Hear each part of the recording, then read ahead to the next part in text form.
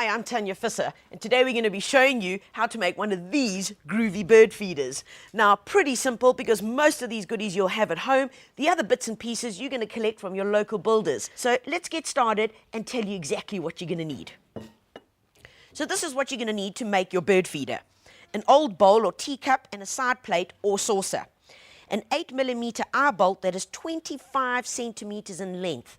Don't go shorter than this because your bird feeder won't look in proportion. 4 times 8mm washers and 4 times 8mm nuts. The tools that you're going to need for this is a drill, a tile drill bit, a spanner and a pair of pliers. Step 1 is to find the middle or the center part of our saucer and of our bowl.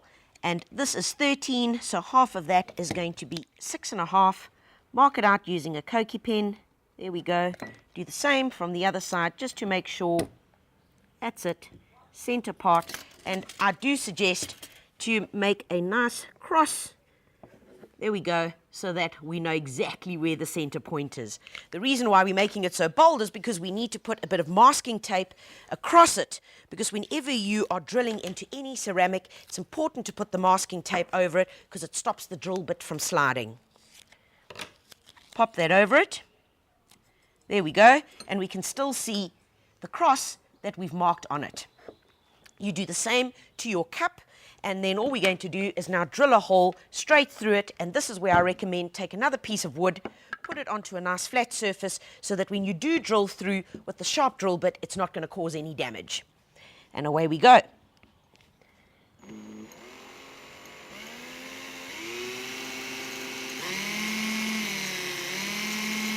Once you've drilled your 2 holes, this is what you should end up with. In the center, straight down the middle.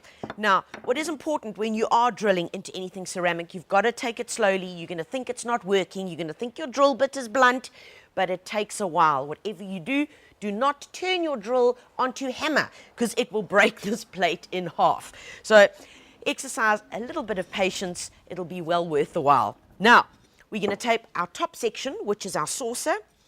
We've got our eye bolt, and before we place it through, we're going to first attach a nut. So in this order, attach the nut to it, and you've got to screw it all the way to the top. Once we've got that to the top, we then take a washer, place the washer on, then you're going to place your saucer with the bottom attaching to the top, facing the top. Put that through. You're then going to add another washer on and another nut.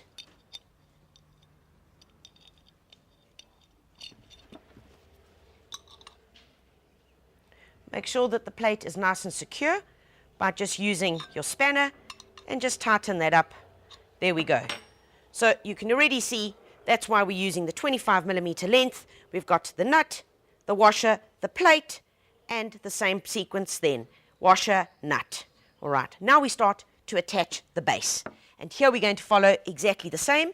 First put your first nut on, and then a washer, then your bowl, and obviously your bowl needs to face upwards because that's where your seed's going to go into it. Now over here, what you're going to do is just exercise a little bit of practicality, place your next washer on, and then this nut will literally go just towards the bottom because we don't want to have any of this sticking out. Push it back down, and then you can start securing the top nut. And you bring that down, and then all you're going to do is just tighten it up using your spanner again. And it's as simple as that, folks. 1 times little hanging bird feeder that you've used bits and pieces because we all have some of those odd little plates and bowls that are hanging around the home, and what a cool project to get you and the family involved in. Now all I've got to do is find a good tree to hang it in. Remember, whenever you're hanging bird feeders, to hang them close to a tree or a shrub where the birds can first perch on it, feel safe, and then be able to come down and enjoy their little smorgasbord.